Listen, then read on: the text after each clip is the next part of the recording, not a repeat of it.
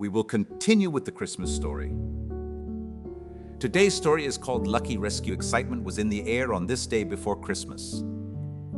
Colder weather was forecast for later in the day after some rain showers moved through. Come on, everyone in the car, Lori directed her two children. Hey Mom, can we stop by the mall and see Santa again? Artie asked. No, not enough time, she replied and added, put on your seatbelts. Maybe see Santa later on. Millie suggested, if we get these Christmas party decorations home and put up in time, we may stop by Santa's village, she offered. Their car headed off down the street. A few minutes later, Lori noticed the rust-colored car up ahead on the opposite side of the two-lane road. The car pulled off the roadway and stopped in the grass. What the heck?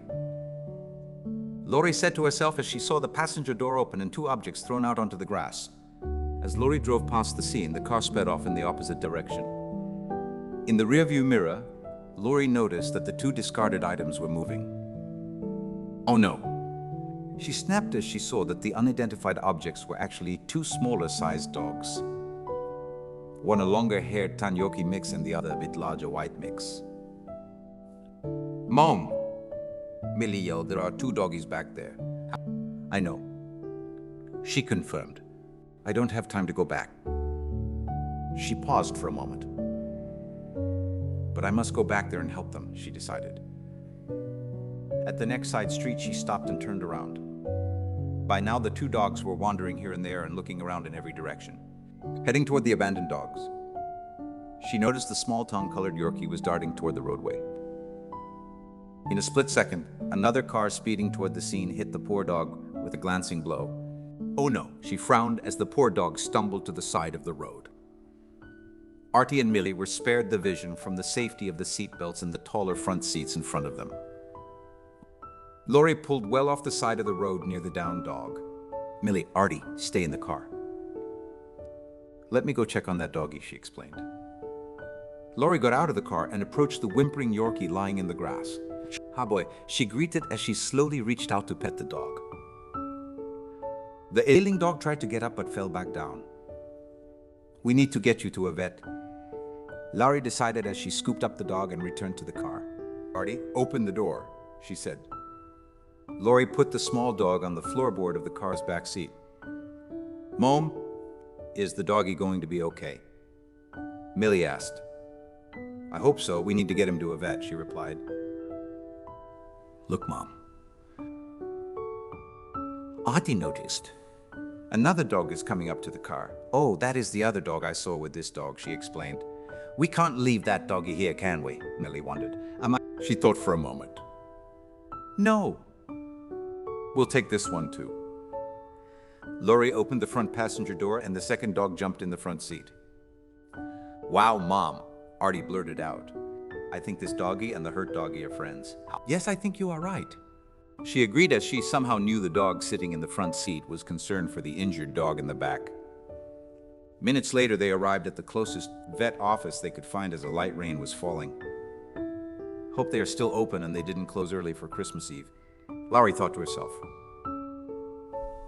Artie, Millie, she asked, can you get out and go open the front door to the vet's office? Both children ran to the front door and opened it as Lori felt a sigh of relief to see they were not closed for the day. Lori gently picked up the lame Yorkie and took the dog into the office. She didn't notice that another car had just pulled into the parking lot. A few moments after entering the waiting room, a receptionist came out from the back. May I help you? She asked. We found this little dog on the road after it was hit by a car, Lori explained.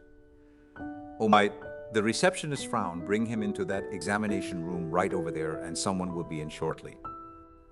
Can you let us borrow a leash and a collar? Lori asked. We have another dog in the car that we found with this one and we need to bring him in. No problem, the receptionist replied. Let me get a leash and I will go out and get the other dog. Lori gave her the car key and then took the Yorkie into the examination room. Within a minute or so, a vet technician came in the room and did a quick assessment. I'll be right back, the vet tech said as she left the room. Laurie noticed through the open door that the waiting room was empty except for a man that had come in just after she did.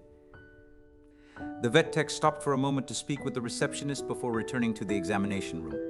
"The doctor will be in shortly," the vet tech said.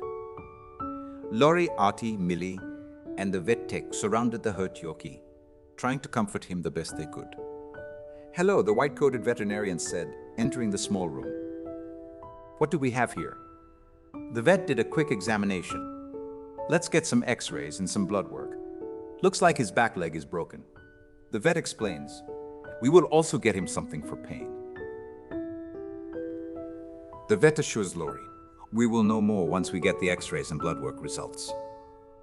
The vet tech took the dog to another back room and Laurie, Artie, and Millie returned to the now empty waiting room, except for the second leash dog Laurie rescued. After a while, the vet tech returned. "We should know more in a few minutes," the vet tech acknowledged. "I am so lucky you were still open," Laurie said gratefully. "Well, we were supposed to close about 30 minutes ago," the vet tech replied. "Oh, sorry, we're keeping you." Laurie apologized. "Don't worry about it. The other staff has left for the day, so it's me, our receptionist, and the doctor," the vet tech said. After about another 30 minutes, the vet returned. "Well, we have some good news. It looks like he's going to be okay after some recovery time. He has a broken leg, an infection, and some bruising. Everything considered, he is one lucky dog," the vet explained. "We also checked for a microchip and there wasn't one. Unfortunately, this time of year, a lot of people will dump their dogs around here." The vet sighed. "Yes," Laurie agreed. "We saw a car stop and throw him, and this other dog out of the car and leave. I was afraid of that," the vet said, shaking his head from side to side. There was a brief moment of silence, and everyone looked at each other. "Mom," both Artie and Millie asked almost in unison. "Can we keep him?" Laurie thought for a moment, initially with reasons why they couldn't keep one or both dogs.